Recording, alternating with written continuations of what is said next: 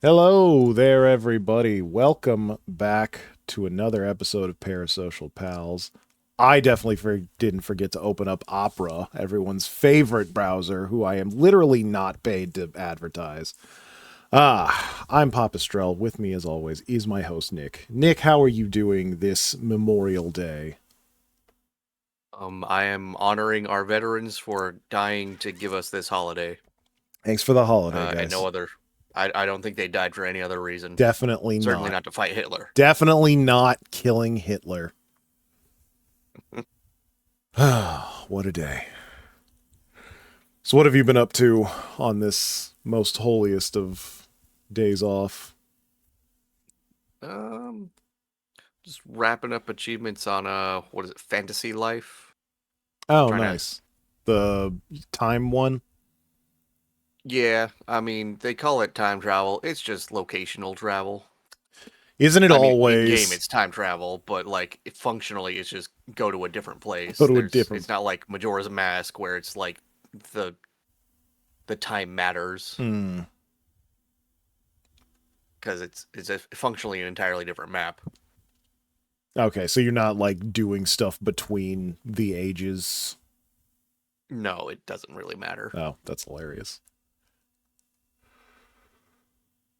Like the things you do in the past do not affect the present in any way, so who That yeah, cares? that's not even time travel then. That's like the one thing.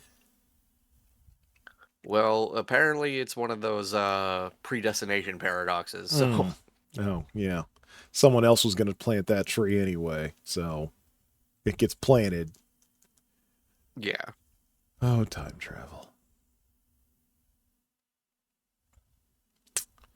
I guess the plot of the game, the big thing is like the whole world is on a fucking timer that God set, and your job is to break the timer so your world doesn't get wiped out. Oh, okay. Well, that's interesting. Weird that God And would then set a timer. some other guy was trying to steal the timer so he could destroy the world and recreate it in his image and There we Sephiroth go. stuff. Yup. I'm going to redo the world, and this time we're using papyrus for everything. It's tribal yet futuristic. It's tribal yet futuristic. um that's pretty much the couple hours I spent this morning. You Nice. said you were playing Batman. Yeah, I was playing the new Lego Batman. Um, I've been having a good time with it. It's very movie centric so far, but the combat is Arkham, which is fantastic. And like, no offense to previous Lego games, they're perfectly fine, fun games, but having like an actual combat system is nice. Yeah, would you say like on the split of Lego game to Batman game, what how do you feel that percentage is? It's definitely more Batman game than Lego game, I feel. But then again, like, what are Lego games but go around, break shit, build something to solve a puzzle, and then keep going. Um, Batman is definitely that. There's a ton of breakables, which I am kind of addicted to. I just love breaking things and collecting the little pieces that pop out. Um, but the combat is entirely Arkham, like copy pasted almost one to one, if not one to one. Um, If it ain't broke, don't fix it. exactly. And there's some puzzle solving. Like there's definitely this one is maybe it's more like the later Arkham games that I didn't play, but it is like entirely multiplayer focused. You always have two characters with you on hand. And when you're in the open world, you have access to all of them. I think there's supposed to be like seven, but I only have four so far. The only multiplayer Arkham game I remember is that Arkham Knights game, and nobody played that. Yeah, but like didn't was that the one I was thinking of where it was like all the Robins and Batman died, quote unquote? Yeah, that's Arkham Knights. Okay, yeah, that's the one I was thinking of then. Or is it Arkham Knights or something like that? Yeah, I forget. I think it was Arkham Knights because wasn't the third one Arkham Knight? Um, Yeah, there's Arkham Knight, which is the third one that the was kind Batmobile of centric one. apparently it's got really high reviews, but I remember it not being liked that much. Yeah, it's one of those funny things where I I think the children are wrong on this one. Yeah. And then there was Origins that a lot of people also kind of overlook. Yeah, that one I skipped. I know the big problem with that one at the time was that it wasn't made by Rocksteady, the developers of Arkham Asylum and Arkham City. Um, Mm-hmm. I don't know. Maybe I was too harsh, but I haven't heard anyone really singing its praises, so I feel like I'm fine to keep skipping that. Oh, it was Gotham Knights, Gotham Knights, of which, course. yeah, which I think was not actually an Arkham game officially. It was made by Warner Brothers Studios, Oh yeah, maybe. Montreal. Okay, I wonder if they're the same ones who did Arkham Origins. It might be. Yeah, but I don't think it was that popular because they just did the Suicide Squad thing of let's make a looter shooter Yeah, with a popular IP. I think it was like the prototype to Suicide Squad in a lot of ways, and people were not happy about it.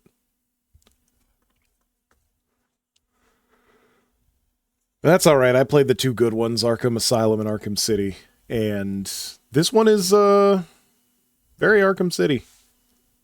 Arkham City really was. It might have been the peak of what is it? Open world games. 100%, yeah. Like I think I prefer Arkham Asylum just because I like the enclosed Metroidvania a bit more, but City was Yeah, definitely one of the last times where I was like, oh shit, this is a big, cool open world with shit to do in it and stuff to find. City might maybe just because it was new at the time, the open world genre, but like I feel like that was one of the only games that made the transition to open world well. Yeah, yeah. Everybody was doing it, and not everybody was doing it well. Yeah. And Ubisoft really got up their own ass about it. Oh my god, they made it a whole fucking like not even a franchise, their whole company fucking motto. Climb the tower, scout for the things to Climb the collect. towers, find the Look, so things, many check the enemy bases. boxes. Yeah. But anyway, should we talk about Star Trek? Yeah, I I guess we should guess. talk about Star Trek on our Star Trek podcast. Uh, yeah. So, this week, 2 days ago, so our memories might be a little fuzzy this time. Yeah, 50% Uh, fuzzier. we watched I Mud and Metamorphosis, two very different episodes that have very similar themes. Honestly, Yeah, it's super weird them being right next to each other and having really similar theming. but get started with the short synopsis on I Mud. I'm Our mud. cast of characters today are I think they end up kidnapping pretty much the whole crew except for Sulu, right? Yeah, I feel like Sulu, even Scotty shows up like for 1 second late in the episode. But yeah, it's Yeah, basically the they bridge crew. Even Chekhov is there. pretty much the whole bridge crew is in this one. They all get a little something to do. And as the name implies, Harry Mudd's back. Hence the title of our episode. It's Mud Sloppy Seconds, This is baby. Mud's sloppy second appearance. Definitely not referencing Um, anything else. there's a bunch of androids in this episode. Only one of whom really gets. I guess they have names, but only one of whom has his individual identity as Norman, Norm, the main yeah. guy, the tallest of the The androids. tallest and blondest and blue-eyedest. Um, I did see an interesting trivia note about casting. They used identical twins to Really? cast a lot of the series robots. Okay, because I noticed some of those women looked really similar, and I just was like, damn, they really fucking got some women that looked similar.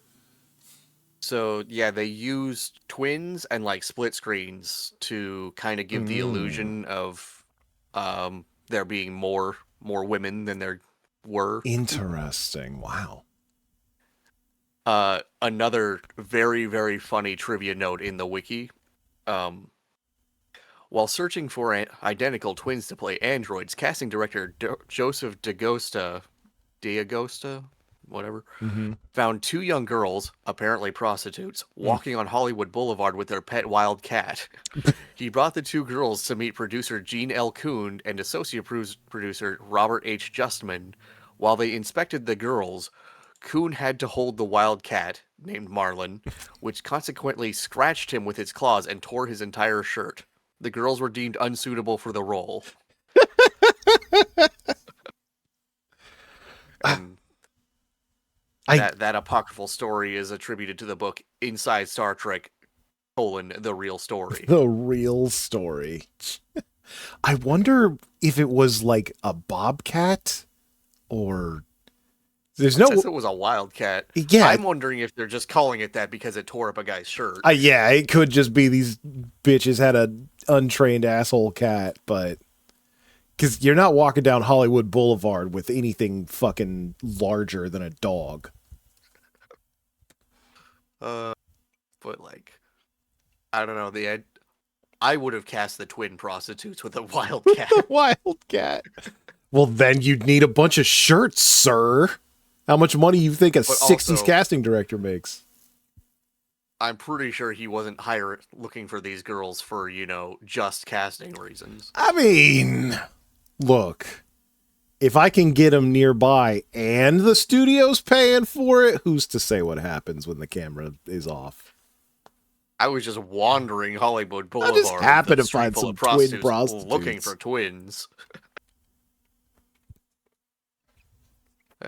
Anyway, so the short summary of this episode is the cruise ship gets taken over yet again. Yet again. This time by a crazy robot. The crazy robot takes him to his planet, where it is revealed that the planet has been not taken over, democratically elected Harry Mudd to be their president for life. And they mean for life. For life. So Mudd greets them, and he's happy to see them because he's not allowed to leave unless he has a replacement human. Because these robots were built to serve, and they need somebody to serve. So they go through the whole rigmarole of trying to convince the Enterprise crew that this is a really rad place that they could stay at forever and be happy, and Kirk's not having that. He will not be the gorilla in the cage with infinite bananas. Yet again, you cannot keep Kirk in a cage. Everyone else is actually pretty cool with it, except for maybe Spock, who could go one way or the other. Yeah, Spock's like, either one. Whatever you want, Cap. I'm wondering if they didn't bring Sulu along because they didn't want to show what would have tempted him to stay. 500 women, you say? I can kill as many of these as I want. I can Stab, stab. Stab, stab, stab. Shoot, shoot, shoot. But yeah, once Mudd is ready to leave, the robots turn on them and say, "Oh, actually, Mudd, you're staying. You suck. We're actually going to take over this whole universe because humans need us." They're so bad. They need our help, all of them. And then Kirk decides he needs to do some jujitsu on these robots. So he does illogical things to shortwire them. And then they reprogram the robots, and then everything's okay. And Mudd has to stay here forever with his bitch wife. And Mudd is trapped in prison with his bitch wife. Well, a robot of his bitch wife. 500 of robots of his bitch wife. 500 bitch wife robots. Truly some sort of hellish prison that would be illegal. What's the word I'm looking for? Cruel and unusual. That's the word in the Constitution. Yeah, that's the long and short of it. Yeah, so the episode opens up. McCoy and Spock are walking through the halls.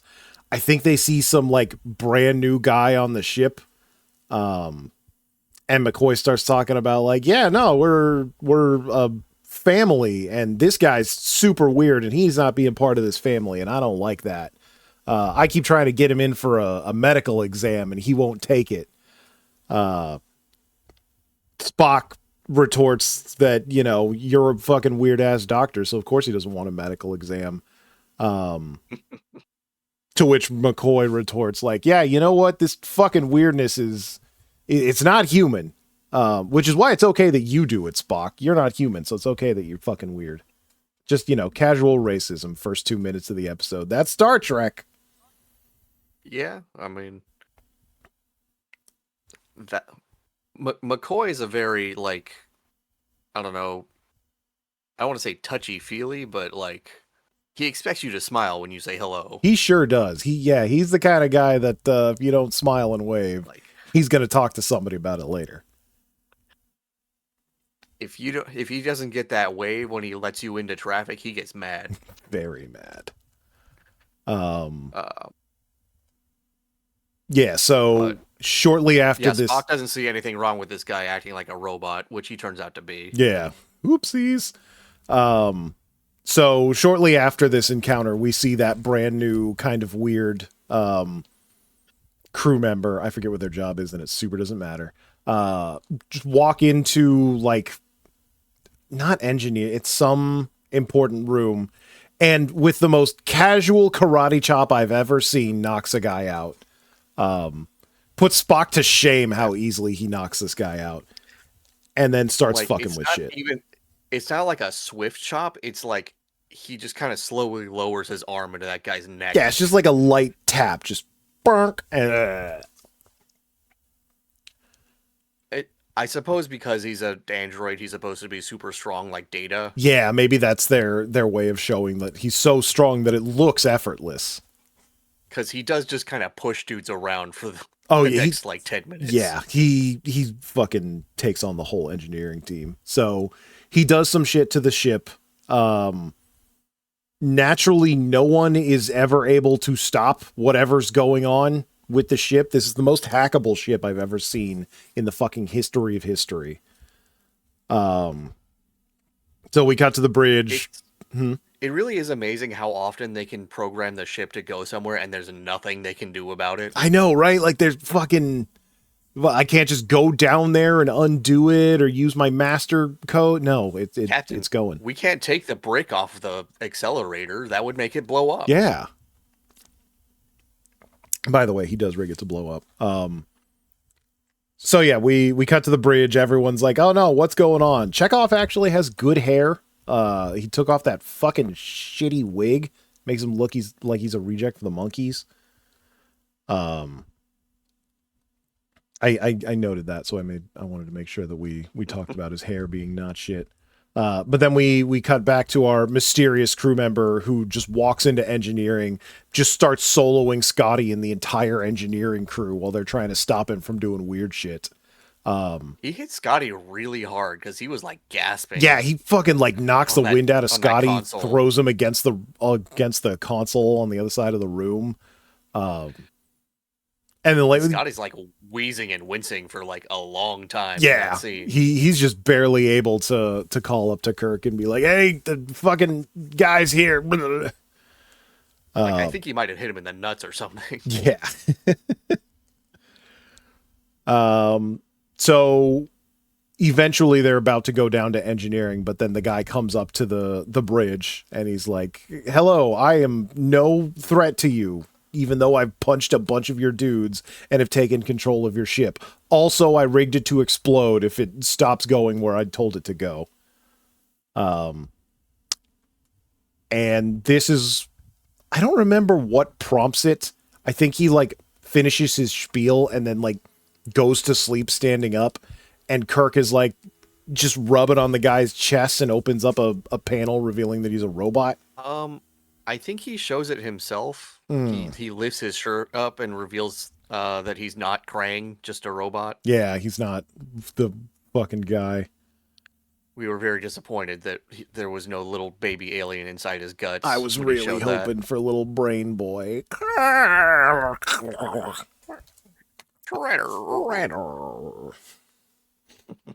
No, he's just got robot guts. It's just robot. So yeah, he tells him it's gonna be 4 days to get to the place. If you stop it, I'll blow up this ship. Anyway, I'm gonna take a nap.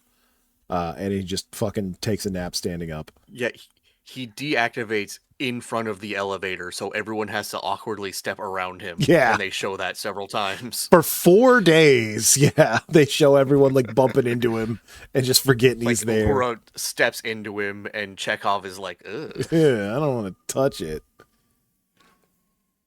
smells like motor oil." Yeah, it smells like motor oil and cigarettes, just like my father. In Leningrad. Yeah, good old Leningrad. So yeah, eventually they get to their destination. The robot is telling them Kirk to put all of his like bridge crew on the planet. Except for Sulu. Except for Sulu, because I guess Sulu needs to man the ship or whatever. There was a note about like, yeah, we're there. There's this word that we don't understand as robots, but you do. Please, please go down to the planet from your ship. So again, kind of in that act, it made it sound like they were in trouble. They were not. yeah. They like even though the robot is asking, he still has the ship rigged to explode. So it's not really asking, but yeah, they transport down to the planet. It looks sort of like a cave interior that we've seen before, with some random like technological shit strewn about, stuff we've seen before. Yeah, they love that paper mache cave wall. Boy, do they. But yeah, eventually we walk into the throne room of this planet, and there on the throne sits our man, the myth, the legend, Harry Mudd. King Mudd the First. King Mudd the First, that's right. Very adamant about that. So naturally, everyone except Chekhov recognizes Mudd. They're very angry being forced there. Mudd is not being 100% forthcoming. He's like, nah, I just wanted you to come check this place out. It's super cool. How did I get out of prison? Oh, I snuck out and took a job and then got shot and landed here. How else? This weird uncharted planet with a bunch of robots whose sole purpose is to serve man, which I am. Yeah, they do a comedic bit where Mudd explains his story, and then Kirk is like the fraud translator. Yeah. He's like, I absconded with a loose ship. And he's like, he stole a ship. He stole a ship. And then I was accosted by the authorities. The police shot at him. It was pretty funny in the moment. Yeah, it's a good bit. It's very Abbott and Costello. But yeah, Shatner got to do his like comedy chops in this episode, which he doesn't usually get to do. He did, yeah. Everyone got to do like some serious like comedy and physical acting. I think what's his name? Scotty got that note a little too early. Yeah. He's like, oh, I'm supposed to be hamming it up. All right, I can do that.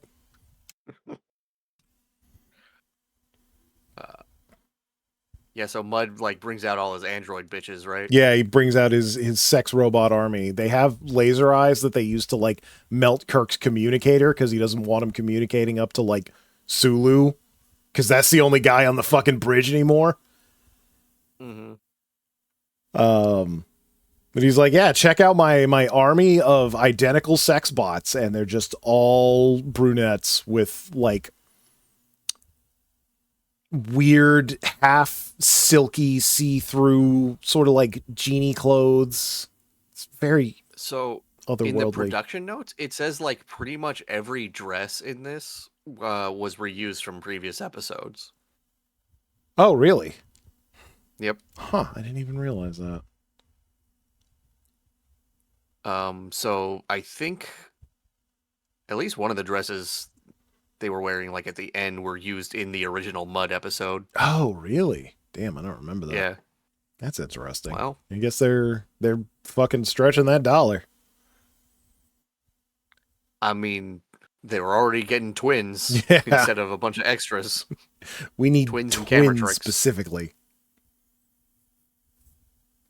But yeah, apparently these robots can just make as many robot women as Mud wants. Yeah, they They made like 500 l- of these, and I don't think that man doesn't have the energy for 500 women. yeah, I don't know where anyone thinks that that man is fucking doing something with 500 women, but he's got them.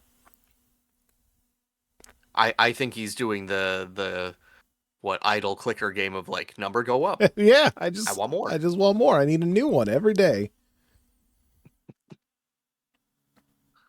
Um Uh, yeah, they bring out the women. There was a thing about paying taxes. oh, his patents. Yeah. He's illegally selling patents. He's or illegally something. selling patents to the Klingons. Or no, the um was it Klingons? I forget. Yeah, I forget. I don't remember. He was illegally selling patents to somebody, and those assholes ended up asking, "Hey, does this guy own these patents?" And that's how he got caught and like was on the run. And eventually his ship got shot and he landed on this fucking weird planet. Somebody makes a comment about how all the robots sound just like Spock and how Spock should think this is like a paradise because they're all just like you. That might have been Mud who said that.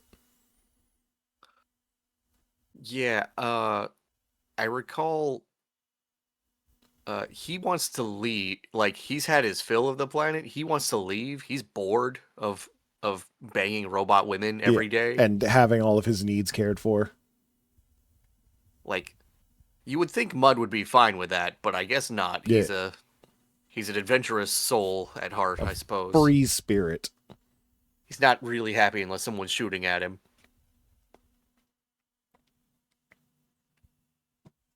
Yeah. Oh yeah, and then he shows off his robot wife. Yeah, and then he's like, I had him build a special one just for me. And it's a complete replica of his bitch wife, apparently. And he can press a button and she turns on and yells at him, and then he tells her to shut up, and then she shuts up. And that's every man's dream in 1962. It's a real honeymooners gag. A little bit, yeah. They do it multiple times throughout the episode, too. Like, I know you're supposed to think Mud's a bad guy, but I feel like that moment is supposed to be something that's relatable. Yeah. Like, you're supposed to, oh, Mud, what a card. It's, yeah, I'd have him build a copy of my wife, too, and then I could shut her up whenever I wanted. Yeah, this is the everyman. What a charming rogue. Indeed. So yeah, Mud tells them to get comfortable because they're here forever. And despite Kirk insisting otherwise, there's not much they can do. The robots are on board with the plan as well. They do whatever Mud commands because he's the president, Mud the First. So they just hang around this weird interior cave system, start finding out all the cool science lab stuff that they have. They ask Norm, who is one of the very, very few male robots, about like the history. And apparently they had like some sort of humanoid makers that they served, but they're gone now. And I don't remember them getting too much into the details on that.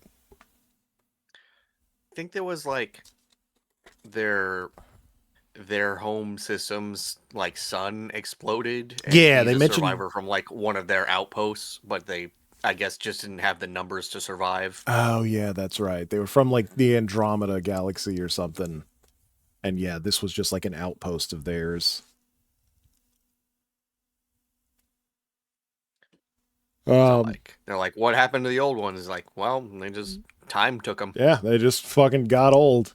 Yeah, they're not clear on how long the robots have been around, kind of forever-ish.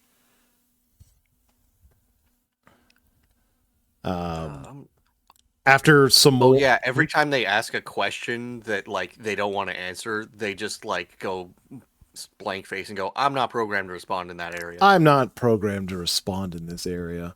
So eventually they catch on to that and they notice each of the robots has a numbered necklace that's see-through for some reason.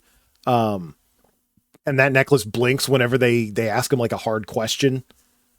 So they come to the understanding that these robots are some sort of hive mind, as robots so often are, because apparently it's impossible to have an individualized robot in the future. Hmm. And as all hive minds do, they have a queen, a central locus, because Us that's how hive minds That's work. how hive minds work. It's not a spread out system. There's just the one central one.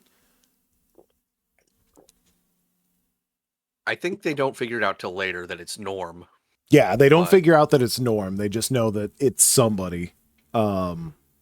We get a cut to Chekhov hanging out on the throne room, and robot women are giving him everything he wants, and he's like, "Oh, this is better than Leningrad." yeah, I believe one of the things he says is like, man, so like I'm surrounded by robots made by the most disgusting, perverted man in existence. That's kind of cool. And I can do whatever I want. That's pretty rad. I guess Chekhov is fine with mud sloppy seconds. Yeah. I would not be. No, well, Chekhov doesn't know mud like the rest of us do, so yeah, he thinks that's okay. There'd be more redheads on my planet. Yeah, the redhead planet, huh? I noticed Mud didn't have any black women on his planet. There was one that she was imported. They did offer her an eternal robot body, which Yeah, and seemed to tempt her for she some was reason. super into it. Yeah, so they try to tempt everybody with stuff. Uhura, you can have eternal youth. Chekhov, you can have a couple of sloppy seconds. McCoy, we got a cool science room. You can do whatever you want to whatever you want. It also makes mojitos. And I don't think they ever actually tried to tempt Spock. yeah, I think they like Spock just talks to him, and he just makes comments like, "Oh yeah, they're very pleasant to talk to. They're very logical, and they just answer my fucking questions when I ask them. It's great." Uh, blah blah blah. Oh yeah, eventually they bring in Scotty and reveal that they're like pulling the entire Enterprise crew into the onto the planet. Yeah, Scotty doesn't go in originally. Then Scotty shows up and talks about how great everything is, and Kirk confronts Mudd, and it's like, "Oh yeah, I brought your whole fucking crew. I'm taking the whole ship." Kirk straight up throws him against a wall and lifts him up by his throat. Oh yeah, it looks like he's gonna fucking crush his whole fucking larynx. But I think it's around this time that the robots determine that mankind sucks so bad that they need to go out into space and save all of mankind from themselves. Mm-hmm. So now Harry Mudd is not getting off the planet like he wanted, and suddenly needs to work together with his arch enemy, Captain Kirk. Yeah, so they do that by shooting him up with a hypo. Because I of, think that was just a favor for McCoy. yeah, Because he's been itching to do that He- for a while. He hasn't had his fix. Kirk, I got so many cool new hypos. Come on, let me use one. They're like, all right, fine. I think McCoy might have like Munchausen's by proxy where he just needs to shoot someone up with something. He's just such a good doctor. He needs to care for someone. It's a crime if he doesn't get to do his doctoring, really. He's addicted to heroin, as in injecting it into other people. Addicted to giving people heroin. So yeah, they very unconsensually shoot up Mudd with some sort of mystery syringe. And I guess they use that as an excuse to get an Alice in the room when they could have just called her Yeah, they in. could have just got one in, but I guess they wanted to make it look real. Because they tell her like, "Oh, Mudd is dying. He needs to go up onto the sick bay. It's the only way that I can help him." Yeah, I guess that ploy doesn't work though. Yeah, they tell to Alice that they need to go onto the ship, and at first she's like, "No," and they're like, "No, he'll die, and then you won't be serving people, right?" And she's like, "Nah," and Kirk's like, "Nah." She's like, "Oh, okay." But then fucking Uhura jumps in and tells them, "No, it's a trap. They're just trying to get onto the ship so they can take everything away from you." And the robots are like, "Oh, thank you, Uhura. In exchange, we'll make you that robot body we promised." And that turns out to have been an act. It was all an act to trick them in. I'm not sure what the purpose of that act was, but Yeah, I think they they expected the robots to expect them to try and trick them once. So that was their like, all right, this is the trick they're expecting. I see. Playing some mind games with these robots, I guess. Kirk has devised a 5-dimensional chess plan that is really impossible to understand unless you're as sophisticated and smart as a starship captain.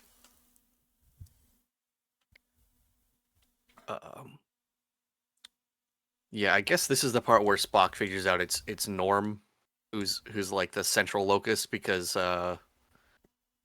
when the earlier Alice was getting all confused, she asked him specifically for help. Yeah.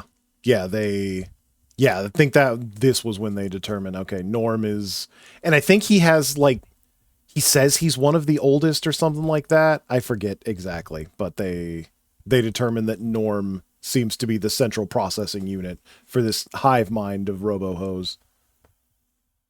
Yeah. Also, can we talk about the men's uniforms and how fucking tight they are? Yeah, I wrote it down, but forgot to bring it up. Because they got some nib knobs out. Yeah, they like the ladies. They're not like, we have seen more scandalous clothing on women in this show before. The ladies, like, there's some see-through parts to their clothing, but it's otherwise fairly modest. The dudes, despite it being just like a fucking leotard, is so tight you can see those nips, and you could the bulge is calculable. You could probably determine some girth from that. If there's something that could poke out on a man, it's poking out in those, like, I want to say it's like ballerina tights. Yeah. It looks like just very ballerino. What's a male ballerina? They probably still call it a ballerina. I don't actually know. Yeah, but it looks like ballet tights. It does, yeah, 100%. Very tight. But they're also wearing a gold chain, so they kind of look like, I guess that's kind of how Zoomers dress these days, with the chain over the shirt. Yeah, a little bit. Well, yeah, people got to see my chain. Otherwise, why am I fucking wearing it?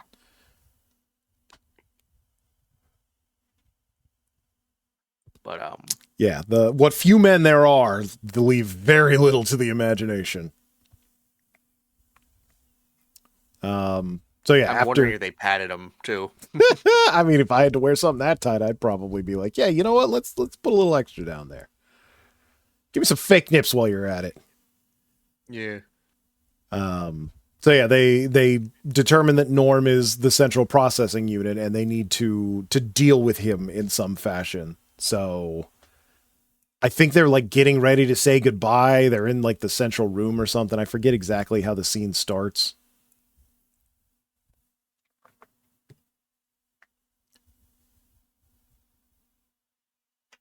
You still there? I remember Spock. Yeah, sorry. Okay. I remember Spock tried to do a nerve pinch on one of the Alices at some point. Yeah, Spock tries to do a nerve pinch on one of them, and I'm not sure if that was purposeful or not. I think before they confront Norm directly, they like try to short circuit like a bunch of the robots all around. Yeah, they Spock does is like, I love you, but I hate you. And they're like, but we're identical. Yeah, that's right. That's why I hate you, because you're identical to her. And just shorts out their logic circuits. Kirk does the same thing with like, you're supposed to serve, man, but you're hurting me, but we're not hurting you, but you are hurting me. Uh-oh. Yeah, so I think that's at the point where they confront Norm and they start like basically doing some improv theater. Yeah, they just do a short sketch of Alice in Wonderland. They have what was it? McCoy and Scotty are like pretending to play music, and Uhura's dancing with Chekhov. Kirk is like, "Oh, it's wonderful music, isn't there?" And they're like, "No, there's no music. They're not playing any music." But they just continue to dance and pretend to play music. What are they celebrating? What is celebrating Scotty's death? Literally making fucking fake phaser noises with their mouths as they point their fingers at Scotty and he dies. And then Kirk holds the dying Scotty in his arms, lamenting him, and Norm's like, "He's not dead, though. He's What?" not dead. It's very confusing. Norm has no concept of improv. No, these robots are not immune to improv comedy, Yeah. So it to mimery. I think they continue to pretend like they're setting up a bomb to blow the place up, and then Scotty comes back to life again. Yeah, they make a pretend Looney Tunes like dynamite explosion Yeah. that actually wipes out the Alices. Yeah, they as soon as they explode the fake explosive, it kills them. I think the coup de grace they pull on Norm is the everything I say is a lie. Yeah, that's right. They eventually, after all of this buffoonery, they Norm is like, everything I say is a lie, right? And Kirk's leaning into it like, yeah, he's a liar. Everything he says is a lie. Norm's like, yeah, everything he says is a lie. Well, if I'm a liar, then this is a lie. And then Norm just fucking short circuits. Yeah, like smoke starts coming out of his ears. Literal smoke coming out of his ears, trying to parse how, if everything is a lie, then how can this be a lie? The old faithful of logic bombs. And then they reprogram the robots and everything is fine. Yeah, and then now that the robots are off, they can be reprogrammed, because apparently that was fucking impossible before, whatever. Yeah. So yeah, they reprogram the robots, everybody's getting ready to leave, and then Kirk is like, oh, Mud gets paroled onto this planet. Yeah. So he gets to stay forever. you get to stay forever with these robots, but that's okay, because we made you a special one to keep you company. And it's 500 Stellas. It's 500 bitch wife. So Yep. yeah, they bring out bitch wife that he can't turn off now, and then a second, and then one with the necklace that says 500. They do a pretty funny camera trick where like they just have a new Stella coming around the corner from every edge of the set. Yeah, from every part, all sort of converging on Harry. Oh, we kind of skipped over it, but like there's at one point where Kirk like dismisses the Alice's and he's like, whoop, whoop, whoop, whoop. Oh yeah, yeah, that was whoop, whoop, whoop, whoop. It's like that felt very out of character for Kirk, but very in character for Shatner. Yeah, I don't even remember what the conversation was about, but he was just like shooing them away and like, get out of here, whoop, whoop, whoop, whoop, whoop. And then like Uhura could, like the actress Nichelle Nichols could barely contain herself. She was laughing. I don't even think she expected that. Just like shooing them away like dogs or something. Yeah. We need our private time, goddammit. Whoop, whoop, whoop. Yeah, everyone except for Harry Mudd goes home happy. And remember, kids, that marriage is hell. And you should hate your wife. Yeah, I mean, philosophically, and we'll kind of get into this in the next episode. It's an episode about the dangers of too much leisure time, I suppose. Which, Yeah. It's a real boomer mentality. A little bit, yeah. Yeah, it's like, it seemed like a paradise. Everything was, all of your needs taken care of, infinite robot bitches to do whatever you want with. Why would anyone not want to stay here? And Kirk naturally is like, we need obstacles and we need to go out into space and do things, I guess. Well, there is the prescient lesson in like, so they're the robot's ultimate evil goal, and the real reason they needed to be stopped is because they wanted to spread throughout the galaxy and alleviate all humans of their need to do anything. Mm-hmm. And it's basically the same thing ChatGPT is trying to do. Yeah, you're not wrong. Like, to a certain extent, they are right in that having everything taken care of for you by robots makes you a blob. Yeah, makes you kind of fucking worthless and unable to do anything. And to that end, I think it might have been a better episode if Harry Mudd hadn't wanted to leave. If the robots had just kidnapped the Enterprise crew because they wanted more humans and they just happened to be close by. Yeah. And Mud would have been the juxtaposition of like, look what happens when you let robots do everything for you. You turn out like Harry Mudd, Yeah, you turn the into a guy who just hairy jerks mud. off to his AI wife every day. Makes up a bunch of shit and tells himself he's doing a good job when he's doing nothing. Uh, Also, another thing like that they don't really get into is how did Norm get on the ship? Yeah, they super like he was like a new transfer or whatever, but like you think there would have been a medical exam or something? Did he like hijack another ship on the way to the ship? Super. McCoy was saying he was dodging the medical exams, but like, come on, man, you Yeah. can't. It's a weak excuse. It's a fucking yeah, how do you get onto a brand new ship and like nobody took a look at you? Like, did he infiltrate Starfleet that deeply? Did he apply to Starfleet and make his way up the ranks until he got onto the fucking flagship? Yeah, that Like we how? don't know if like he was based on somebody that they hijacked or was he a brand new hire that went through the whole fucking rigmarole. Because he's not a new model. He's Norm. Yeah, he's just Norm. Like they didn't pull a snatchers on him. Yeah, I don't think unless they changed his face. possible. And like, did Mud tell them how to do that? I don't know. It's very unclear.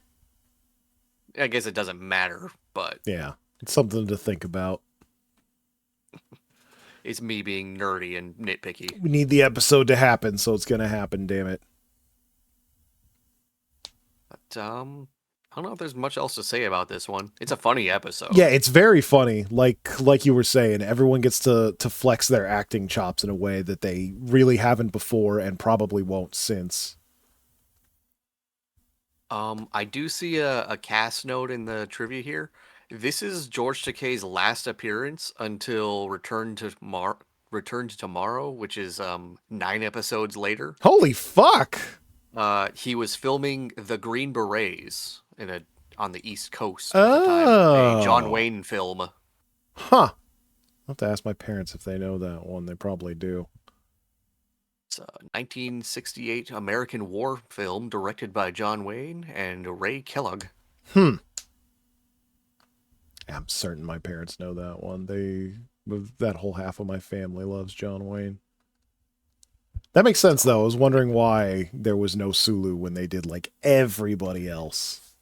Yeah, they got him for one scene, and then he's off to film a movie. We'll have to film a movie.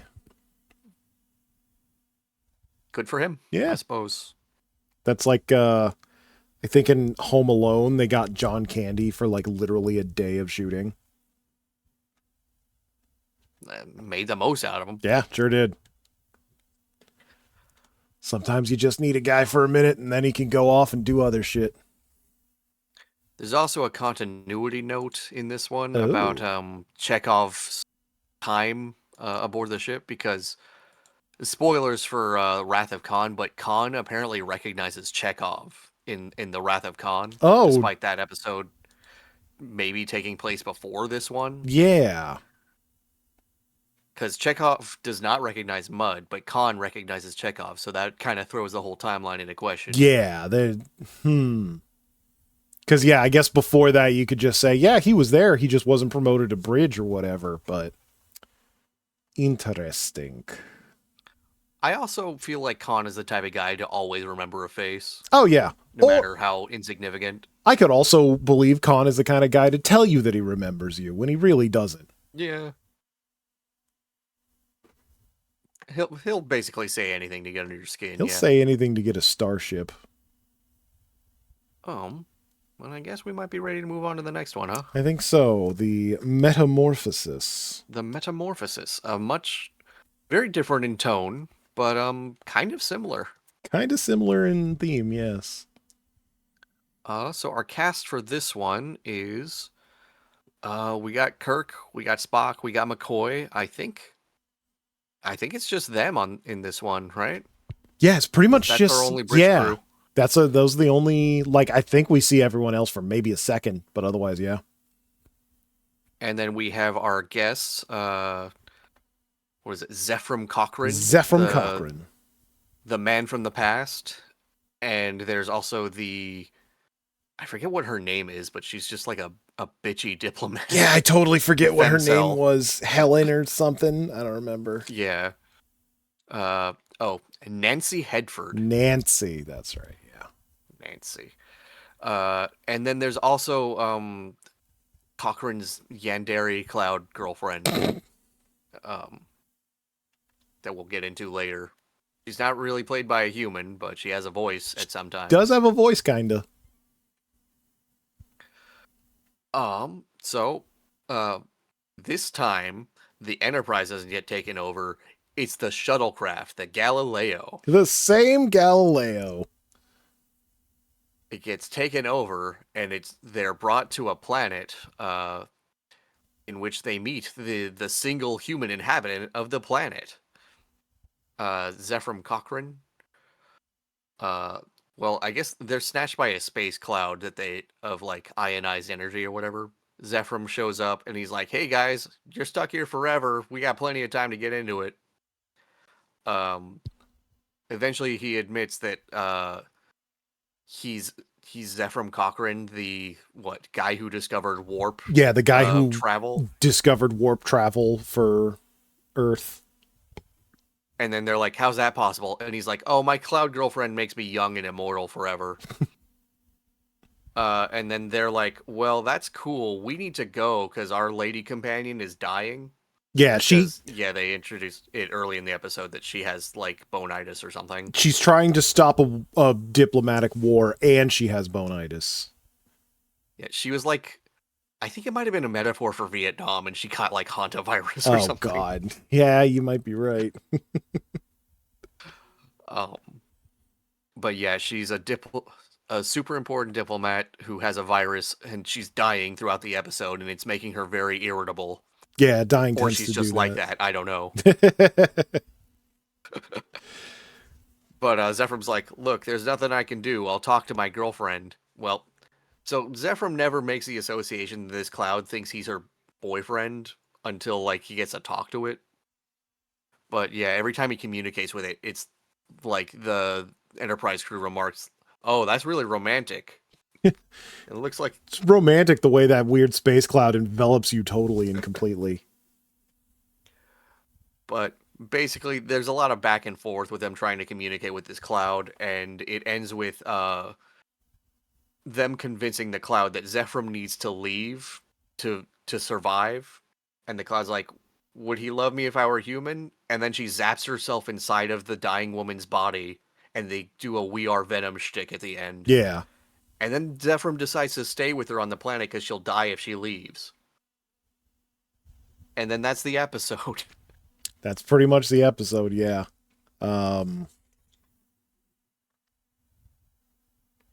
Yeah, it's I can't stay here. I have all of my things taken care of. Where have I heard that before? So yeah, the episode opens for very rarely we are not on the Enterprise. We are on a Big Mac ship, the little space pod ship, the Galileo. The same from the Galileo 7. I feel like they took that thing the fuck apart. I figured you'd get another one, but whatever. We remarked on seeing like the exterior of it that like it has the name Galileo written on it the same way you'd like write the name of a boat. Yeah. Like your own little fucking shitty yacht in the harbor. Yeah.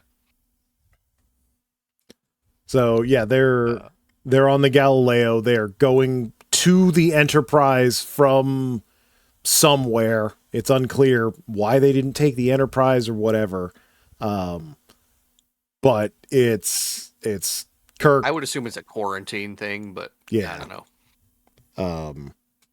It's Kirk, Spock, McCoy. They said it was right? like extremely rare to get though. So yeah. We don't have to worry about her being cross-infectious, I guess. Yeah, they have the lady, the commissioner. She's a commissioner because everyone's a fucking commissioner apparently.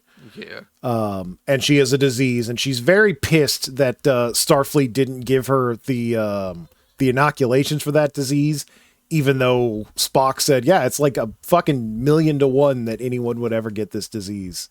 uh, be a waste of time and resources to inoculate you. Puck's like, did you sit on a bed of needles or something? What the fuck? Yeah, how did you fucking? You're not supposed to be able to get this disease, but she's got it, and she needs urgent medical attention that She McCoy might have cannot also been render. pissed because they were making her pour the coffee. Yeah, this like possibly high-ranking diplomat lady is also pouring coffee for everybody in the little ship. Just scooting along on its way to the Enterprise.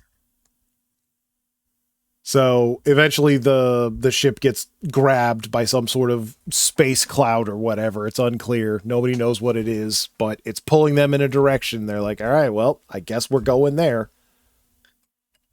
He's like, isn't there something you can do? And he's like, no. I've tried nothing and I'm Sit all back, out of enjoy the ideas. ride. Yeah, this woman who like is dying of a disease is very like, isn't there anything? Have you tried everything? Yeah, I've tried everything. Nothing works. Just sit there. It's all we can do. It also does a light show inside the ship that looks a lot like the Willy Wonka like boat ride. Yeah, yeah, the lighting starts spitting and stuff like that. That scary scene in Willy Wonka. The most traumatizing scene in Willy Wonka. By far, yeah. Uh, well, the inflation scene also traumatized people in a different way. Yeah. The shrinking scene also did things to some people as well. That whole movie fucked up kids in different ways. Willy Wonka and his consequences have been very deleterious to humanity, I think. There must always be a Willy Wonka. There must always be consequences. Just gonna say, Roald Dahl was a weird man. Yeah. Was that Roald Dahl? Yeah. No. I keep getting ads for a podcast about him. So yeah, the Star Trek crew, the three of them plus Commissioner, eventually land on some planet. They determine that it's breathable. They go outside to check. They start working on the ship. And then some guy named Cochrane shows up and he's like, oh, you guys are trapped here too? Well, that sucks. That's funny. I'm trapped here. I think, like, while Spock's doing, like, the scans, he's like, yeah, so it's got gravity that it shouldn't have because the planet's too small for that. And it's got atmosphere when it shouldn't have atmosphere. Yeah, it's like much smaller than a planet. It's basically an asteroid. Like, it can support life, and that doesn't make any fucking sense, but it does. It's kind of like King Kai's Yeah, planet, I guess. just a tiny little perfectly livable planet. Goku. Goku, you gotta catch my monkey. Spank my monkey, Goku. So yeah, Yeah, Cochrane shows up. Cochrane He's like, shows up. "Hello." Hey, I'm here. And then he sees Commissioner Lady. He's like, oh, a woman. Ain't seen one of those in a while. A female. A female. But yeah, Cochrane is not too forthcoming with information about how he got here, just that he was in space and then crashed here, and he's been here for a long time, and he can't fix his ship. And you guys probably shouldn't bother either. Yeah, he's being really, really friendly, but also vague, and that, like, really pisses Kirk off. Kirk is super pissed. Spock mentions, oh, Cochrane, that name sounds familiar, but they don't know anything of it at the time. Yeah. So, Well, it's like, imagine if you heard someone calling themselves, like, Benjamin Franklin, but he looked like a young Benjamin Franklin. Yeah. You wouldn't make the connection. mm-hmm. This possibly can't be that guy. But eventually Zephyr You don't invites look him. like him. You're not on the dollar. You're not on the dollar. Eventually Zephyr invites him back to his home, and he promises he'll explain more once they get there.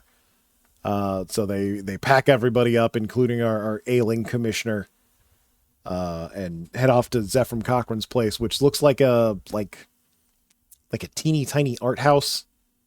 Small and weird. Yeah, it kind of reminded me of the tiny house from the ending of not The Martian. what's his name? Ryan Gosling's Oh, space house. Project Hail Mary. Yeah, from Hail Yeah, it did Mary. kind of look like that. In that it's like a 2-bedroom apartment. Yeah, like a 2-bedroom apartment. It's built in like a circle, kind of looks like just a layer cake. Yeah. But they go in there, and as we know, fucking rusty tetanus art is universal. So he's got some rusty tetanus art on the wall. He's got rusty tetanus art and some like spare spaceship parts lying around Yeah. on his like drawer. So yeah, Spock is looking at the weird spaceship parts and remarking on how old they are. I think they mentioned that they saw some like weird ion cloud or something, and Zephram's like, "Oh yeah, I call that thing the companion." I remember, might be before or after this, but what's her name like starts breaking into a fever. Yeah. And, like just before that, McCoy's like, "Well, she'll be fine as long as she doesn't break into a fever." Yeah. Uh-oh. And then she's like, "It's really hot in here." And McCoy's like, "Ugh." Yeah, I think Spock determines that the planet is a constant balmy 72 degrees, and she's like, "It's really hot." Spock's like, "No, it's not. It's 72 degrees." So yeah, they determine that the commissioner is getting worse. McCoy says that she's probably only got like hours or something if she doesn't get medical attention. Eventually she goes to lay down in one of, if not the only bedrooms in the house. 1 second. Get the call.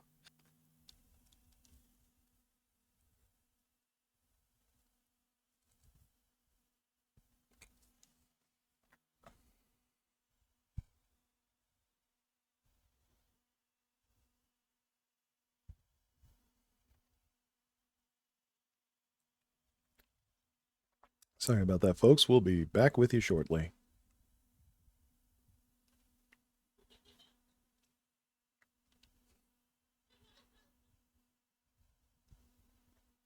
Let's see. Sorry about that. Oh, all good. Where do we leave off? So yeah, she goes to lay down in the bedroom. Zephram Cochrane talks about the companion. I think this is eventually when Spock realizes that Zephram Cochrane is the guy who discovered warp travel 150 years ago. Yeah, Cochrane's like, yeah. So when I first showed up on this planet, I was like 85, and I just wanted to, die in space. Yeah, I thought it'd be super Basically, cool to die in space. I was basically gonna fly into space and shoot myself in the head because I was old and tired. But then this thing found me. And it made me young again and keeps me alive and makes food that I have to farm because it's kind of a bitch. And they're like, hey, so if your companion's so cool, can it do anything for her? And then he goes and talks to it, and it's like, no. Yeah, she said no. Yeah, so the companion can make Zephram and everyone here eternally immortal, and it can generate gravity and air and food. Can't cure bonitis. Just can't do it. I think they have to sedate her too. Yeah. Bones has to shoot someone up every episode. Bones gotta shoot. She just starts getting hysterical and all bonitis-y, so Bones has to shoot her up to keep her from going crazy. Forget what the order of events is, but like at some point Spock tries to fix the ship and it like zaps him. Yeah, they decide to try and fix the ship, even though Cochrane says like, nah, it doesn't want us to leave. It's not going to let that happen. But Kirk ain't going to be trapped on a planet forever. I think just before this, he reveals like, yeah, no, I was getting kind of bored. So I told the companion like, man, I'm going to die here if I don't have any people around. And that is presumably when it went and stole every Kirk and crew. It's like, well, he said he was going to die, so I brought you here. I brought him some companions. He's like, well, what I meant is that I wanted to leave. He's like, well, you can't do that. Oh, you can't do that. No. His Yandere cloud girlfriend isn't going to let him leave. Isn't going to know. Kidnap other people. I interpreted that as bring other people here, sweetheart. What are you talking about? Look, we can have an open relationship, but you're staying in the But house. you're staying in here. Door's not I get to open. pick. Yeah. But yeah, so Spock goes to try and fix the ship as ordered by Kirk. And then gets like fucking magic invisible thrown around and lightning bolted by the companion, which turns red with anger. When he's trying to fix the ship and leave to save the other lady that's dying. Yeah, when I think when McCoy goes to check on Spock, like Spock doesn't seem to care because he's been hit by lightning before. He's like, "Huh? So it's made of electricity, huh?"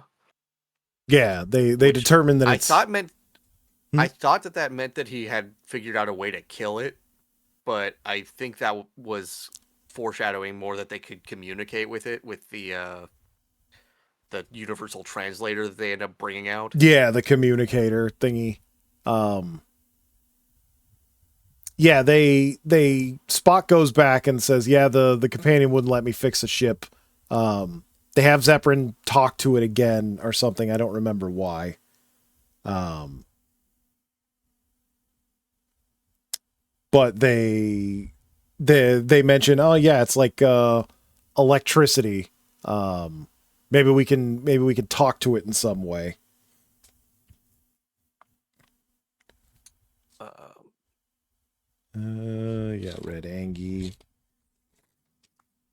So oh yeah, there's a scene where Spock is talking to Kirk and he's like, "Ah, man, I can't believe it's going to be my fault that this lady dies." And Spock is like, "Nah, it's not your fault. It's the fucking companion's fault." And Kirk's like, "I'm in charge. Everything is my fault."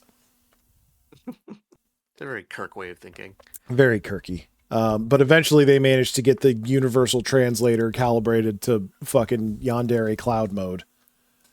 Oh wait, no, they do threaten to kill it, and then Cochrane's not having that because it's like, hey, that thing kept me alive for 150 years. Oh yeah, you're right. They do like yeah, doesn't Spock get like the super fucking The communicator the thing? triple tricorder, Yeah, the yeah, triple tricorder, and they try to kill it.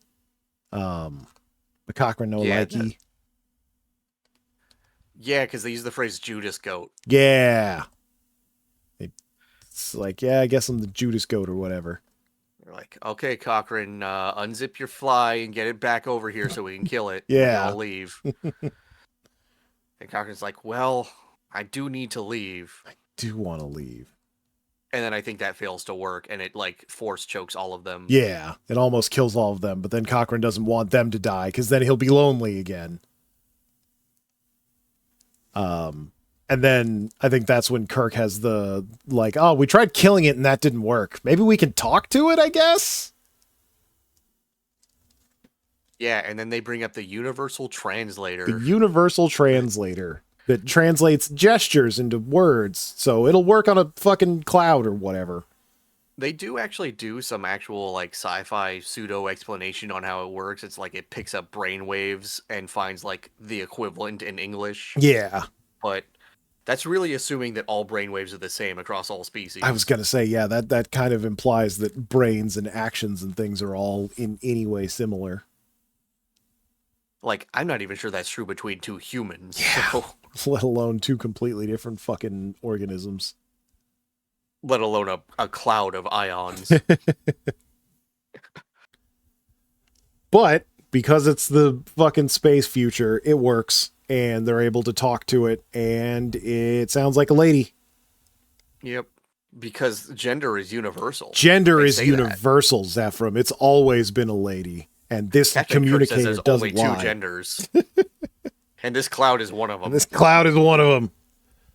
Um, I think there's also a scene where like we get a little brief glimpse of what's going on in the Enterprise and it's boring. yeah, they're just like, "Hey, where's Kirk? I don't know. Let's go to where he was." "Okay, he's not here." "Well, let's figure out which way he was going." And then that's it. That's basically it. I think I Scotty's in think charge. contractually Uhura and Scotty might have just had to have lines. Yeah, they needed to show up at some point. But yeah, so Um they're trying to track down Kirk. That's basically all they do the whole episode. yeah. And they don't even end up doing that. Yeah. Uh I think Yeah, Spock wants to like question the cloud for information or something, and Kirk's like, "We don't have time for that," or something to that effect. yeah. He's like, hey, that's not going to get us closer to our goal of getting off this planet, so we're not going to do that right now. Yeah. I think there's But she only cares about Cochrane. yeah. Nothing else matters. Nothing else matters to her. The only reason that they're there and alive is because what Zephyr wants. Zephyr gets like weirdly anti-Cloud now that he knows it's a woman. Yeah. He's like, that's disgusting. I let a woman touch me? I let a woman On the inside my brain and body? I don't know about that. I think, yeah, the Cloud, when they were talking to it, clearly doesn't understand, like, feelings. Yeah, it doesn't It's understand emotions, even though it feels something like love for Zephyr. Like, Kirk's trying to explain, yeah, he'll die of boredom. His spirit will His die. spirit will die. She's like, well, he's been here for 150 years and he's fine. So, yeah, we'll just keep going. Just keep this going. Kirk is like, no, he needs to go out into space and do cool shit. That's the only way for a man's spirit to not die. I promise. I know. I think when he's doing his, like, final, like, verbal jujitsu on it, he's like, without obstacles, we die. Yeah. We need obstacles. You remove obstacles. You remove obstacles. That kills our spirit, which kills us. Which leads us back to our previous episode where the robots also remove obstacles, and that's just the ethos of old Trek, I suppose. Yep. You need obstacles to overcome, to grow, to work. Humans should always be progressing. To provide value. Work. Work. Work until you die. Until you die from it. So yeah, he Kirk talks to the Cloud, kind of gets through to her, I think. I think Cochrane is like, yeah, you know what? Screw this Cloud thing. Let's get the fuck out of here. Meanwhile, Commissioner still dying in the corner. There's literally nothing they can do. I remember the Commissioner, like, when she hears Cochrane over speaking about his Cloud lover, was like, how could he run away from love? Yeah, that's right. I've never been loved. I've never she been reveals loved. Her femcell past. Yeah, she's like, this man's got a Cloud bitch who loves him, and he doesn't want her, and I've never been loved, and I'm dying of bonitis. This is horse shit. Here lies Nancy. She never scored. She never scored. Oh. So yeah, I think after all this, the Cloud comes to a decision and goes into the house. And the next thing we know, we see Nancy walk out of the house, and Nancy's fine and doesn't have bonitis anymore. She has an echoey voice, and it's very scary. He has a weird echoey voice. She's pulling a We Are Venom. Yeah, she reveals that the Cloud, who we still don't know what it is or called, still just call it the Companion or whatever, has merged with Nancy, and that cured her bonitis. The thing that couldn't be done before. I think the Cloud might have been a little jealous. I think so. I'm not entirely... So she claims that both Nancy and the Cloud are as one. Yeah. I'm not sure how true that is. Claims that it's a mutual relationship, and we're one. We're the same. Our wants and desires are all the same. If that was true, she'd be going back to that Vietnam planet to solve the war. Yeah, she was very concerned about it. But yes, now that the Companion has a body with which to touch Zephyr Cochrane, she feels love, and now that she can feel love, she can feel shame. So she's like, all right, fine, you can go, I guess, if you don't love me. And Zephyr's like, maybe I love you now. I think she says she couldn't stop them from leaving if she wanted to because she lost her powers. Yeah, she loses her powers, even though the planet's still breathable and has gravity or something. Yeah, I'm not sure how they're going to sustain themselves on this planet. Yeah, much longer than this. So yeah, Zephram is She like, says she'll die if she leaves it. I'm not sure how true that is either. yeah. Zephram's like, okay, cool, we can go explore the galaxy together. And she's like, no, if I leave this planet, I'll die like immediately. And Zephram's like, all right, I guess I want to live here forever with my weird cloud wife who's now a woman. Yeah, I guess now he's also gonna grow old together with her Yeah, he's like, again. we can grow old together and farm our weird farm that we had to farm before. Maybe it won't be so bad. He has to take up farming. Yeah, What a fate. every They spaceman love loves farming. they love forcing people to farm. It's their favorite. They love it so much. They're like, man, you can't just pick berries off of trees. You gotta farm. Get farming.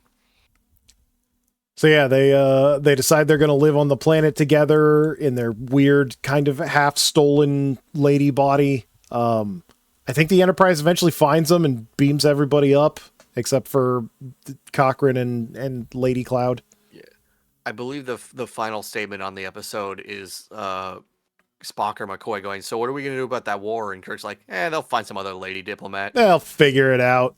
It's not my job anymore. And then the episode ends, and that's it.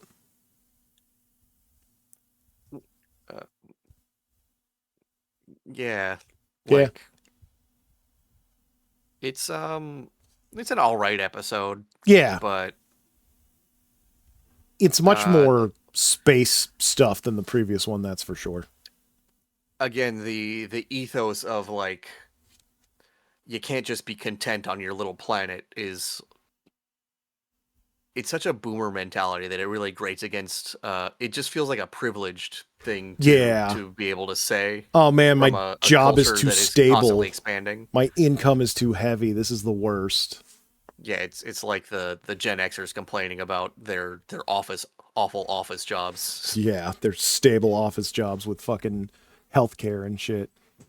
I mean, at least in this one, compared to iMud, like, you know, the guy was getting kind of bored. He's like, man, it sucked. Yeah. And like, he couldn't even talk. Like, he never really talked to the cloud. He said that it was just like, it entered his mind and it's like a feeling. So it really was like he was there alone. And I can see that getting boring after about 70 years or so. Like, I'm not. There's truth to the sentiment that humans need more than just like sustain food and whatever Yeah. to be sustained, but like the way that Kirk is constantly outright rejecting paradise, it's a little grating. It's not so much the problem of him being alone on the planet. It's Kirk saying, no, you have to go out there. You have to find obstacles. You have to do work. It's the only way to live, God damn it. Because that's what the Federation's all about.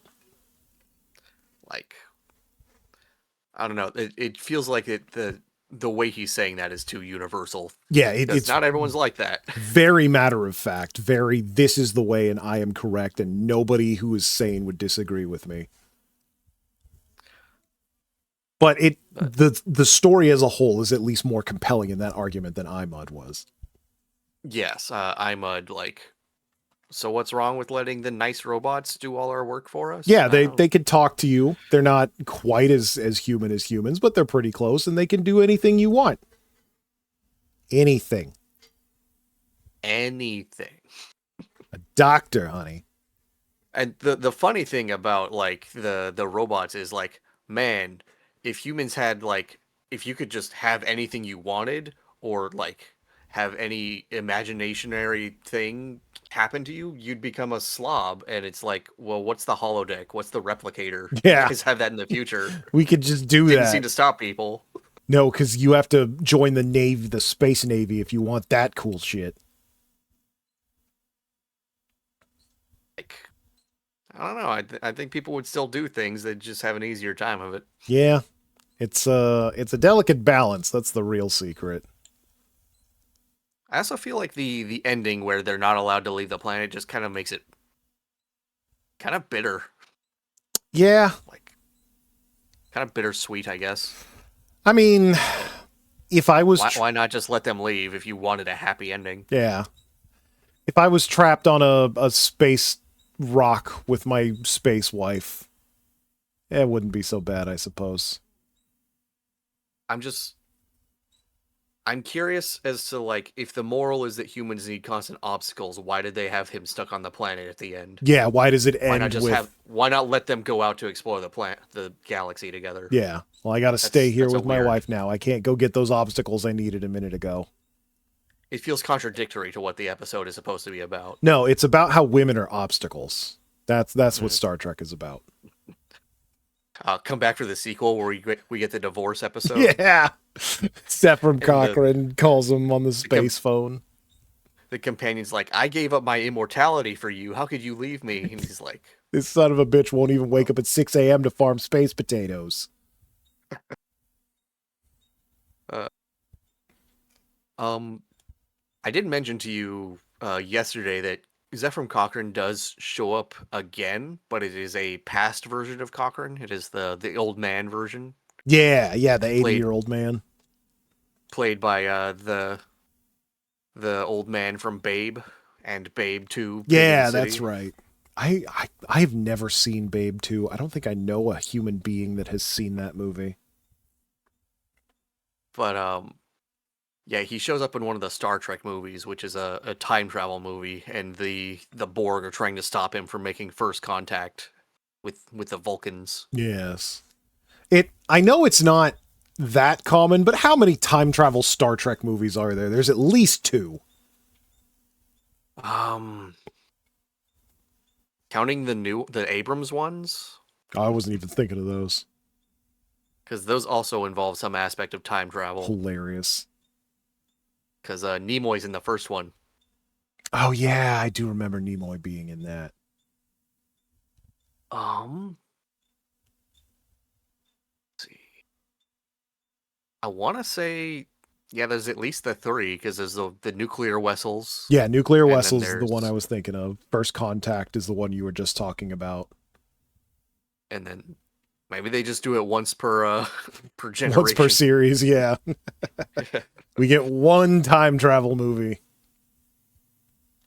Use it wisely. Yeah, I mean, thankfully they don't overuse it, I feel.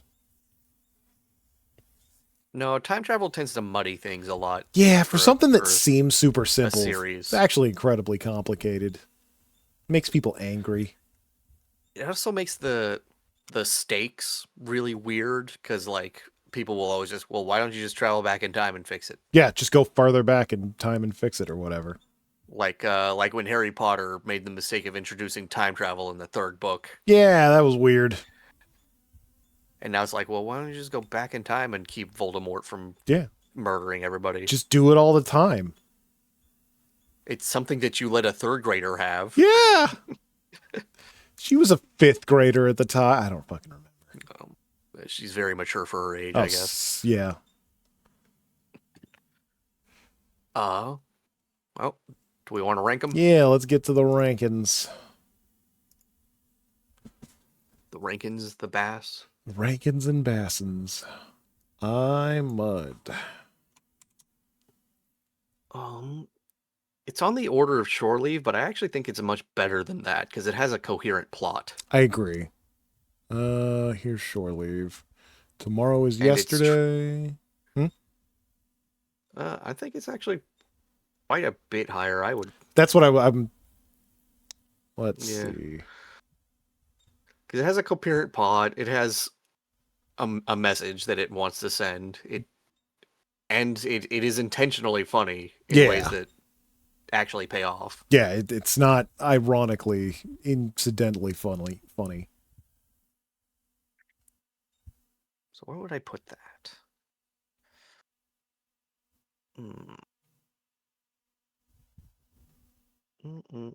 It's hard to find a comparison because maybe around the Changeling. That's what I was. Yeah, let's say around Changeling. I think it is. It is actually a better version of This Side of Paradise. I think. Yeah. Maybe under Arena then. Yeah, I think you're right. I find This Side of Paradise to be more entertaining, but as a cohesive story, Imod is definitely much better. Yeah. This Side of Paradise did have the entire Enterprise crew brawling. Yeah. And spawned mint juleps. God, I love mint juleps. Should learn how to make a I mint feel julep. iMud is a. I don't know. This set of Paradise had a lot of like empty blank time, just doing nothing, Yeah, just wandering around farms. wandering beneath a clear blue sky. Yeah, I agree. Yeah.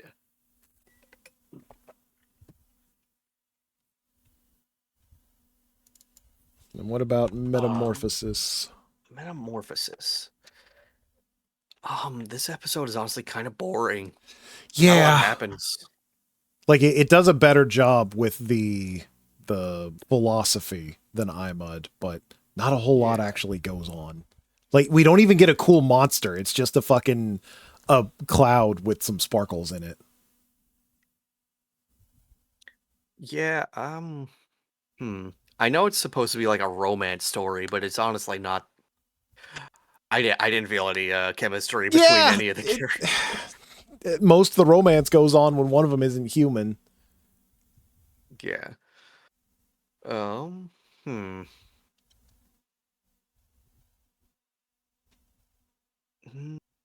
It's better than Operation Annihilate, I think. Well, is it? Hmm. Hmm.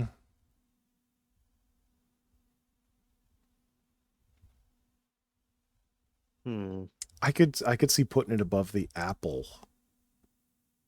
Yeah. Yeah, I can see that.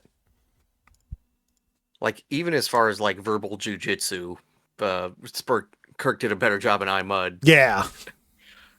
Really? This one, he just kind of repeated the same argument until the cloud agreed with him. Yeah, or until was like just so frustrated. It's like, fine, I guess I got to be human to understand it. Yeah, I gotta be fucking human to understand this dumb shit you keep saying to me, Kirk. Because he just kind of kept repeating the same thing. Yeah, he really did. Yeah.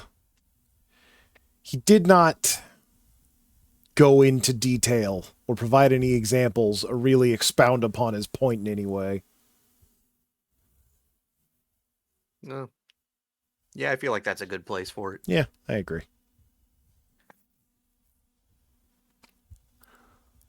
Sorry, Zephram. Not the greatest episode. Yeah, you're no Harry Mudd. Sorry, bud. I will say, he was a very handsome man. He had was a those baby very blues. handsome man. Yeah, that's what I was going to look him up when you were on the phone for a second. He was the blondest, blue-eyedest man I'd ever seen. And what's her name? Nancy? Also a very pretty lady. Very pretty lady. Yeah, had a very oh god, what was that lady?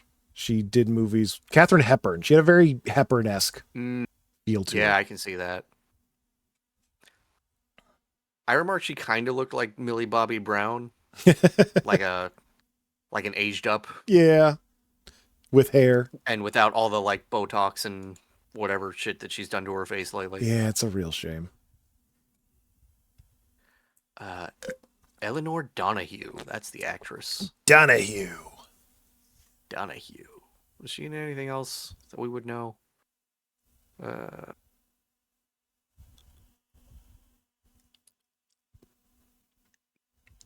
Mostly like 70s television. Okay, yeah, I imagine it was a lot of TV from way before we were born. Played Lady Palamore in The Princess Diaries 2 Royal Engagement. Oh, yeah, I remember. I love Princess Diaries. I remember when she was princessing all over those diaries. She was in Pretty Woman. I haven't seen Pretty Woman in fucking forever. Freddy's Dead, The Final Nightmare. Hell yeah. She later appeared in Friends 1994, where she wore a Starfleet uniform. Oh, shit. That's funny. Huh. I wonder if they went to like a convention or something. Happy Days, Golden Girls, Fantasy Island, Murder, She Wrote. Oh, my mother She loves made her Fantasy rounds. Island. Brief recurring roles on The Flying Nun and Coach. Okay. Man, back when you could put fucking whatever on TV.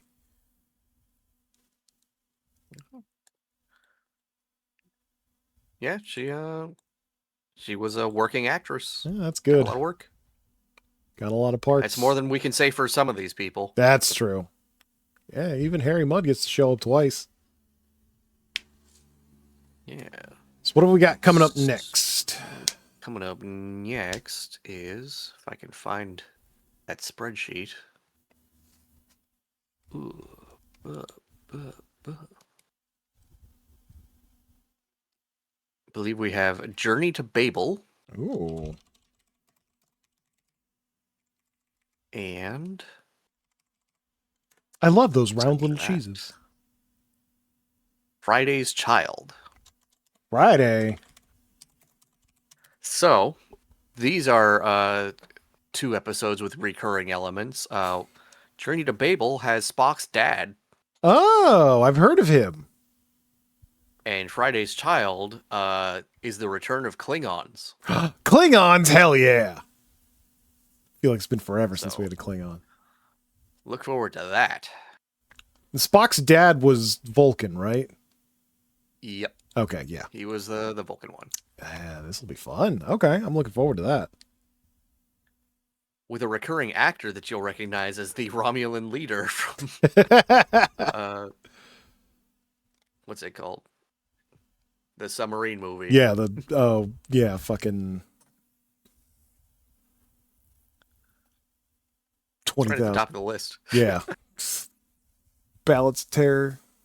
Balance of Terror. That one. Name escaped me because there's so many of these now. There's so many, and we're not even done. We're not even on season 3 yet, are we? No. Yeah, I think we're in our last disc before season 3, maybe. I don't know. Speaking of season 3, our third thing, I guess, is like the first episode of Fallout new season. Yeah, we did watch season 2 of Fallout, which I know has been out for quite some time, but do things at our own pace, and sometimes we play video games. What do you want? Quite a few head explosions. Yeah, God, if you like people's head exploding in show Invincible, check out Fallout. It's got a lot of that. I'm gonna say that first episode, it felt really long. I think it's feel just the 'cause there was opposite. so much happening. I feel like Really? it was way too short. Like it was an hour long, and I felt like that was over in 30 minutes. Maybe it's just because they kept cutting back to that fucking vault that I don't care about. Yeah, with what's his name and the fucking Roomba. Chet. And Yeah. Also, whatever. Yeah, no, I feel like there's too many plot lines going on at once. They and also definitely- not enough of the plot line that I care about. Yeah. which means Walton Goggins. there was a lot of Walton Goggins, but yeah, they There definitely was, but like there should have been more. set up an entire season's worth of stuff, which I feel like maybe they could have spaced out a little bit more. And I'm sure there's more because we didn't even see fucking Leonidas or whatever. Yeah, Maximus. Maximus, yeah. We didn't even fucking see him, and I'm sure he's back. Macaulay Culkin. Yeah, I know Macaulay Culkin's in there. I'm looking forward to that. I'm hoping that the future episode, like this is just laying the groundwork, and future episodes might be a little more focused on like singular plot lines. That's what 'cause- I agree. I really hope that's the case. Because I feel like this was let's give everybody a little bit of everything, a whole lot of fan service, and then we'll level out. Yeah, there's a lot of bouncing around, and like I would prefer a more focused experience. I than agree. that. I definitely agree with that. But it wasn't bad. I Yeah, enjoyed it was. Walter Goggles was great, and it showed all the places you remember from the video game. It definitely was very heavy on referencing shit from the game. Yeah, Bethesda begrudgingly allowing them to set it in Vegas, I suppose. I mean, eventually they'll just be like, yeah, no, you made this, I made this. It's only a matter of time. They're already doing it. Yeah. They're already character assassinating House. Yeah. Oh, yeah, that guy that everybody knew everywhere. And Kyle MacLachlan gets a really long scene where he gets dressed for some reason. Yeah, Kyle MacLachlan gets to fucking, I wouldn't say act, but he gets to be on camera. I'm hoping he'll have a bigger part to play in future episodes, Me but maybe too. not. Yeah, we'll see. Look, I just want all of the old white guy actor on screen at all times. I love Star Trek. I just what love I'm used to. old white men doing fucking future shit. We also did the third case of murders on the Yangtze River. Yeah, Murders on the Yangtze River was also a lot of fun. It continues to be an interesting story. That one, I don't think the murder was as what intricate, but it had a lot of fun historical details about iron working. Yeah, Chinese Because it's a steelworking history. yeah, it's a murder that takes place in like a steel forge, Mm-hmm. It was and so definitely. It had an it's an interesting exercise in setup for the learning. Yeah. murder. Sorry. Oh, go ahead. I was just going to say it had an interesting setup for the murder, and it was fun figuring out how it was all done. But yeah, like once you figure out the culprit, there wasn't much to it. We'll say like a little bit. It feels like the culprit came out of nowhere, but it also logically makes sense when Yeah, they reveal it. yeah, when they Like reveal who they are and why they did it. you never get the sense that he has a motive to kill him until like the very end, and then you go, "Oh, yeah, that makes sense, I guess." Yeah, there's definitely been like Phoenix Wright cases where it's like you're not even gonna fucking meet the killer until Act 2, and this kind of felt like that. Yeah. Um, but they were pretty like in the first cases there were a lot of red herrings on like who would want this guy dead. Mm-hmm. Um Not as much on this one. Yeah, this one was a lot more focused. You do interview some people, but Like there's not the way constantly trying to you throw you off. the way you suss out the killer is like, well, they have to have knowledge of this, and this, and the only people who would be able to do that are these people. Yeah, And so it's basically narrowing them down not by motive, but by just their logical ability. deduction. Yeah, Yeah. Which is also an interesting way yeah, of doing things. it is. It's And better then the than next one has a gambling mode, and that'll be even more fun. hell yeah. I wonder if the game is going to end in London or if we're going to be on this river the whole time. Um, it's doing that thing where it's doing like flashbacks to London, so I imagine like every chapter after this one we're gonna do like a short flashback to that. That's what I want to know if that case was already solved and that was sort of our first case that we're retroactively getting to, or if it's going to end with us getting all the information we need to finally solve the case that has eluded us for so long. The first case, what's his name? Shen was like visiting that author because he knew details that he shouldn't have about his brother's murder. I Yeah. think. So that's why I So assume. I think it's a cold case that he's trying to solve. Yeah, I assume it's a cold case, but I think it also could be like he already solved it, but he can't find the killer, so the only person that could be the killer is people that know about this that shouldn't. So Yeah. I figure it's one of those two, and I guess we'll find out as we continue to play the game. My money's on the handsome Sephiroth man, but He's so handsome and shows up randomly, yeah. And white. uh, oh, I will say a very interesting note about I guess not the localization, but like the dub of the game is that the characters that are Chinese will speak Chinese in Chinese context, and also if they're bilingual, they'll speak English in English context. Yeah, that was really Like surprising. like when he's in London, he's speaking English, Yeah, he's speaking English and to a British dude who's speaking English. and then when he's talking alone with the Chinese character, they'll speak in Chinese together. Yeah. It's very most projects wouldn't do that. Yeah, I expected this game to be entirely voiced in Chinese, and I was very, very happily surprised when it was more contextual. That is interesting. It's something I'd like to see other games too, because Yeah. I can read subtitles. I don't have a problem with subtitles. I didn't look it up, but I wonder if it's the same actors that are actually bilingual. I imagine it is, because there's a lot of Chinese people who can speak English, especially in like Hong Kong. Yeah. I just didn't actually look it up to see if they had separate voice actors listed or not. Yeah. Murder on the Yangtze River. Voice overs? Voice actors? Mm-mm-mm.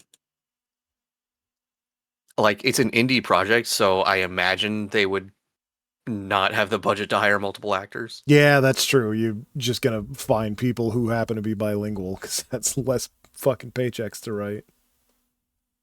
Yeah, the IMDb page, which I'm surprised even exists, just lists one actor for most characters. That makes sense. Okay, yeah.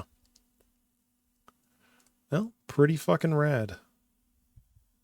Yeah, so again, if you're Chinese and love Sherlock Holmes, I recommend it. Yeah, or if you just wish there was a new fucking Ace Attorney, this is pretty damn close to it. Well, I think that's gonna do any it closing for statements? Yeah. today. So yeah, just remember that life is meaningless without obstacles, and only Chekhov wants mud sloppy seconds. Try not to, you know, die of boredom with your 500 bitch wives. Yeah, it's so fucking hard. Well, have a good one, everybody. Enjoy your 4-day work week. Bye bye.